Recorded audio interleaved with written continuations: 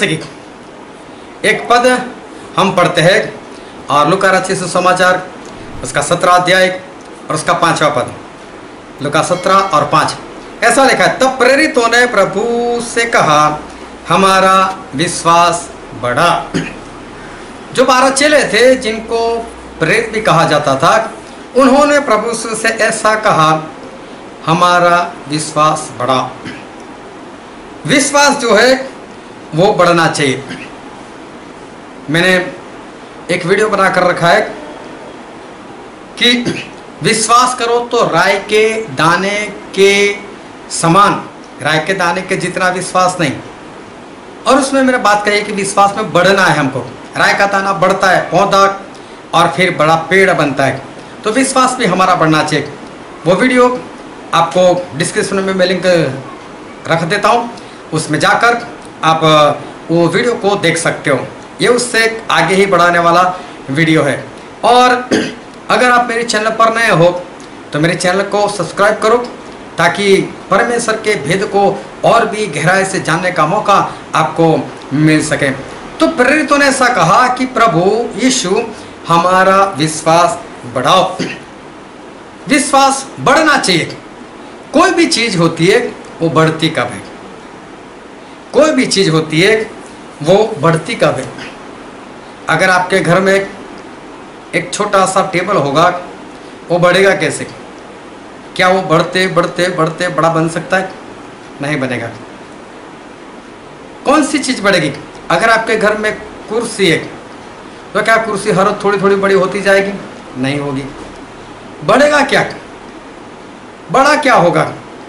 बढ़ेगा वही जिसके अंदर जान है, जो जीवित है वही बढ़ता है और नहीं।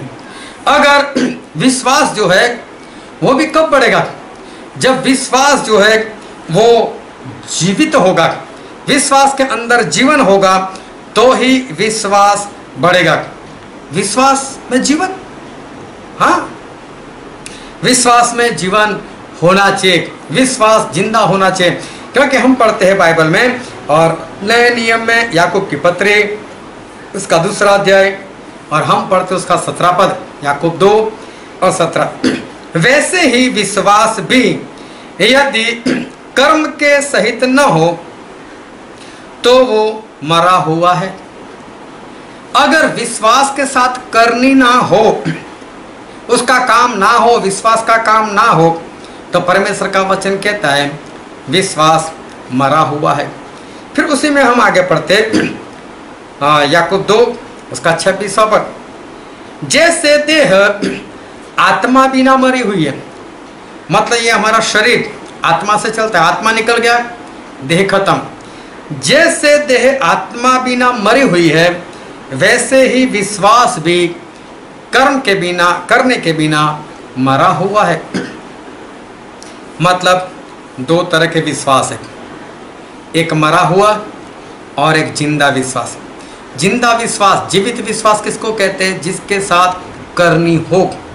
अभी ज़्यादातर लोग तो ना समझ है, वो तो ऐसा कहते हैं नहीं परमेश्वर ने करने को तो मना किया है, करनी हमें करनी ही नहीं है, करने को तो परमेश्वर ने मना किया है। और बाइबल में हम पढ़ते भी है इफिसी में, इफिसी उसका 2 अध्याय और हम पढ़ते हैं उसका 8 और 9, क्योंकि विश्वास के द्वारा अनुग्रह ही से तुम्हारा उद्धार हुआ है। विश्वास से, अनुग्रह के द्वारा विश्वास हुआ है, और यह तुम्हारी ओर से नहीं वरन परमेश्वर का दान है। उद्धार और परमेश्वर का दान है, तुम्हारी ओर से नहीं, और न कर्मों के कारण। ऐसा ना हो कि कोई घमंड करे, मतलब उद्धार करने से नहीं मिलता, मुक्ति करने से नहीं मिलती, नजात करने से नहीं मिलती, ऐसा यहाँ वचन जो है वो वचन कहना चाहता है। यहाँ तो करने को मना किया है। और याकूब में लिखा है कि अगर करनी नहीं विश्वास के साथ, तो विश्वास जो है वो तो मुर्दा है। बहुत ध्यान से समझना कि इफिसी में जो करने की बात की है वो, और याकूब अपने पत्री में विश्वास की जो करने की बात करते हैं, ये दोनों करने में आसमान और जमीन का अंतर है। वो हम समझेंगे कि किस तरह से हमारे परमेश्वर ये करने की बात जो है करते। अगर आप करोड़ों का दान कर दो और फिर आप समझो कि मैं स्वर्ग में चला जाऊंगा, ये करोड़ों का दान करने से आप स्वर्ग में नहीं जा सकते। लॉकडाउन में बहुत लोगों ने बहुत दान किया। लोगों ने किट बना बना कर लोगों में बांटी, खाना बना बना कर लोगों को खिलाया, व्हाट्सएप पर सब कुछ लोगों को फोटो या वीडियो बना बना कर दिखाया भी, देखो हम ऐसा काम करते, हम ये करते वो करते। फेसबुक पर भी लोगों ने दिखाया, यूट्यूब पर भी डालकर दिखाया। ये जो करनी है ऐसी करनी, उससे कोई भी स्वर्ग जो है वो स्वर्ग नहीं मिलेगा। आप हर संडे चर्च में जाओ, ये भी आपका एक कर्म है, उससे आप स्वर्ग में नहीं जा सकते। आप घर में हर रोज़ बाइबल पढ़ो, सुबह बाइबल पढ़ो, शाम को बाइबल पढ़ो, सुबह प्रार्थना करो, शाम को प्रार्थना करो, हर शुक्रवार को उपवास करो, ये जो करनी है उससे आपको स्वर्ग जो है वो स्वर्ग नहीं मिलने वाला। ये करनी आपको स्वर्ग नहीं पहुंचा सकती, लेकिन विश्वास की करनी, उससे हमें स्वर्ग मिलता है, ये अलग से है। और हम बाइबल में ही पढ़ते हैं कि विश्वास की करनी मतलब क्या है। और याकूब की पत्री में पढ़ते हैं उसका 2 अध्याय, और हम पढ़ते हैं 21, 22 और 23 पद। याकूब की पत्री 21, 22 और 23। यहाँ पर ऐसा लिखा है, जब हमारे पिता अब्राहम ने अपने पुत्र इसहाक को वेदी पर चढ़ाया तो क्या वह कर्मों से धार्मिक न ठहरा था? कि अब्राहम ने जब इसहाक की बलि चढ़ाई तो क्या वो कर्मों से धार्मिक न ठहरे थे? मतलब अब्राहम कर्मों से धार्मिक ठहरे थे, ऐसा कहना चाहते हैं। आगे पढ़ लेते हैं। सो तूने देख लिया कि विश्वास ने उसके कामों के साथ मिलकर प्रभाव डाला है और कर्मों से विश्वास सिद्ध हुआ, मतलब कि पूरा हो।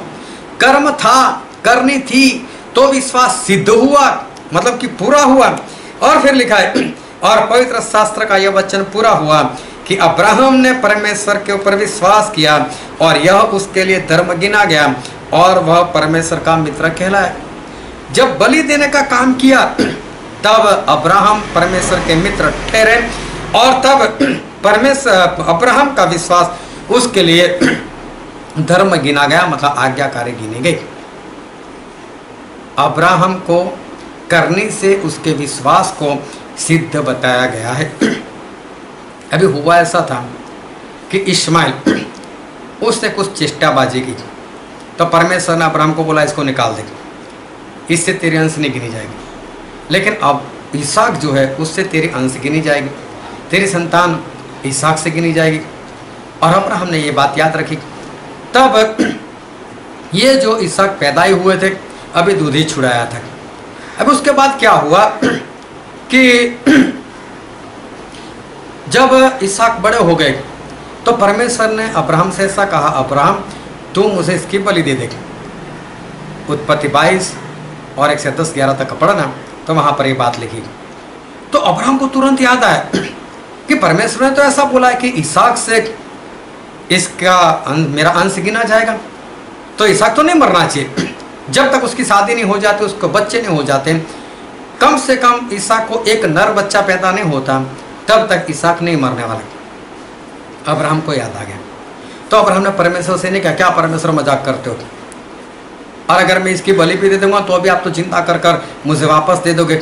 क्योंकि या इब्रानी में ऐसा लिखा है, इब्रानी और उसका 11वां अध्याय, और वहाँ पर ऐसा लिखा है, हम पढ़ते हैं कि 17 पद, विश्वास ही से अब्राहम ने परखे जाने के समय में इसहाक को बलिदान चढ़ाया, और जिसने प्रतिज्ञाओं को सच माना था और जिससे यह कहा गया था कि इसहाक से तेरा वंश कहलाएगा, वह अपने एकलौते को चढ़ाने लगा, क्योंकि उसने विचार किया कि परमेश्वर सामर्थ्य है कि मरे हुओं में से जिलाए। सो उन्हीं में से दृष्टांत की रीति पर वह उसे फिर मिला। अब्राहम को ऐसा विश्वास था कि अगर इसहाक को मैं बलि भी कर दूं तो अभी परमेश्वर उसी को जिंदा कर कर दे देंगे।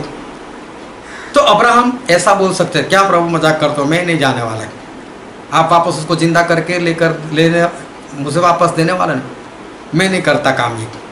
लेकिन अब्राहम जो विश्वास करते थे ना, उसको काम से दिखाए कि हाँ परमेश्वर आप इसको मुर्दों में से जिंदा कर सकते हो, मैं आ रहा हूँ बलि देने के लिए। और सोचो परमेश्वर ने ऐसा बोला 3 दिन तक चलना है, 3 दिन तक चलेगा। 3 दिन एक बाप के अंदर कैसे कैसे सोच आएगी।